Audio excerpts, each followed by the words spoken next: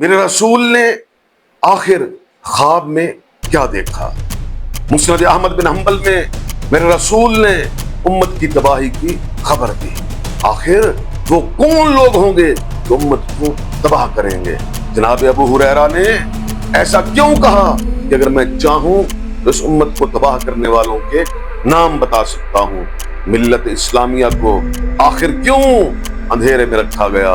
آخر کیوں ایسی احادیث کو منظر عام پر نہیں لایا گیا؟ آج ایک ایسا سچ جسے جان کر آپ اپنے آپ کو شرمندہ محسوس کریں گے۔ کیا آپ جانتے ہیں کہ برادران اہل سنت کی تاریخ اور حدیث کی کتابیں بنو امیہ کی مذمت سے بھری پڑی ہیں؟ جناب ابو ہریرہ کی وہ روایت جو مسند احمد بن حنبل میں موجود ہے، جسے سن کر آپ نے چونکنا نہیں ہے۔ کیوں؟ کیونکہ ایسی ہزاروں احادیث آپ کے سامنے بیان نہیں کی گئی۔ آج مستند ترین حقائق آپ لوگوں کے سامنے بیان کیے جائیں گے۔ ویڈیو کے ساتھ آخر تک جڑے رہیے گا۔ حدیث سنیے۔ جب میرے رسول نے اس امت کو پہلے ہی خبردار کر دیا تھا، جناب ابو ہریرہ مسند احمد بن حنبل میں روایت کرتے ہیں کہ رسول اللہ صلی اللہ علیہ وآلہ وسلم نے فرمایا، ہلاک امتی علی یدی غلمۃ من قریش۔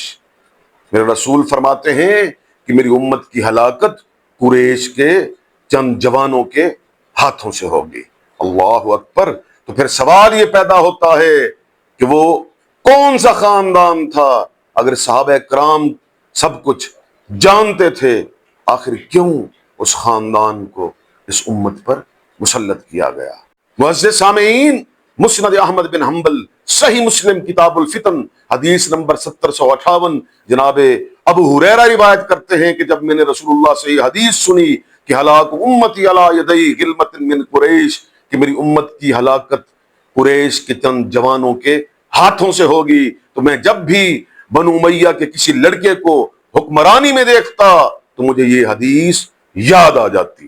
روایت میں ہے کہ ایک بار جب جناب ابو ہریرہ نے فکان مروان اذاک علی المدینہ کہ دیکھا کہ مروان بن حکم مدینہ کا گورنر ہے، جناب ابو ہریرہ کیا کہتے ہیں سنیے گا، لو شئت ان اسمیہم فلاں و بنی فلاں لفعلت، اگر میں چاہوں تو ان لوگوں کے خاندانوں کے نام بتا سکتا ہوں کہ وہ کون ہیں اور کس کے بیٹے ہیں۔ معزز سامعین، سورہ بنی اسرائیل کی آیت نمبر 60 کی تفسیر میں سنتے جائیے۔ امام طبری، امام جلال الدین سیوطی، امام ابی حاتم، امام قرطبی، امام آلوسی اپنی تفاسیر میں لکھتے ہیں، سنیے گا کیا کہتے ہیں کہ اللہ نبیہ بنی امیہ علی المنابر فساعہ ذالک فنزلت نزو القردۃ۔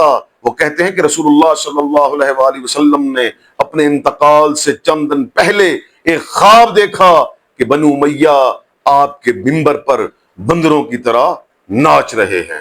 وما جعلنا الرؤیا التي ارینک الا فتنۃ للناس، اس پر اللہ نے سورہ بنی اسرائیل کی یہ آیت نمبر 60 نازل فرمائی کہ ہم نے جو خواب میں آپ کو دکھلایا ہے، اس خواب کو ہم نے لوگوں کے لیے آزمائش بنا دیا۔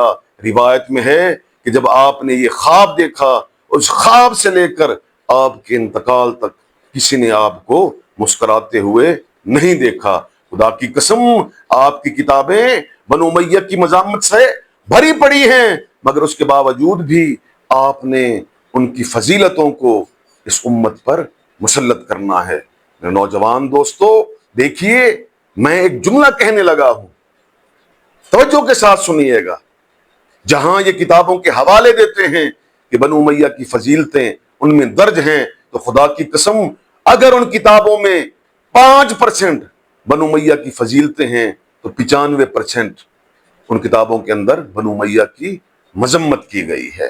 میرے نوجوان دوستو، زبردستی جس طرح یزید کو اس کے باپ نے اس امت پر زبردستی مسلط کیا، آج اسی طرح ان کے چاہنے والے، ان کے مرید بنو امیہ کے فضیلت کو، بنو امیہ کی فضیلتوں کو اس امت پر مسلط کرنا چاہتے ہیں۔ میرے نوجوان دوستو، یہ تھا میرا آج کا پیغام، یہ تھا میرا آج کا میسج۔ اگر آپ لوگوں کو پسند آئے تو ویڈیو لائک کریں، شیئر کریں اور چینل کو سبسکرائب کرنا مت بھولیں۔ شکریہ۔